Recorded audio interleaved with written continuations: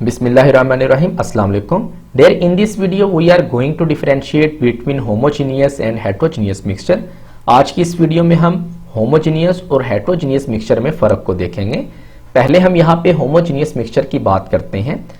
Mixture that have uniform composition throughout are called homogeneous mixture like air, gasoline, ice cream। यानी ऐसा mixture जिनमें अज्जा की तरकीब हर जगह यकसा होती है होमोजीनियस मिक्सचर कहलाते हैं, जैसे हवा, गैसोलीन और आइसक्रीम वगैरह हैं। अब हम बात करते हैं यहाँ पे हेटेरोजीनियस मिक्सचर की। Mixture in which composition is not uniform throughout is called as heterogeneous mixture like soil, rock and wood. ऐसे मिक्सचर जिनमें अज्जा की तरकीब हर जगह एक जैसी ना हो हेटेरोजीनियस मिक्सचर कहलाते हैं, मसलन मट्टी, चट्टान और लकड़ी वगैरह। ढेर इस तरह की मजीद वीडियोस देखने के लिए हमारे चैनल को सब्सक्राइब करें और साथ बेल आइकन को भी क्लिक कर दें ताकि हमारी हर नई आने वाली वीडियो का नोटिफिकेशन आपको मिलता रहे।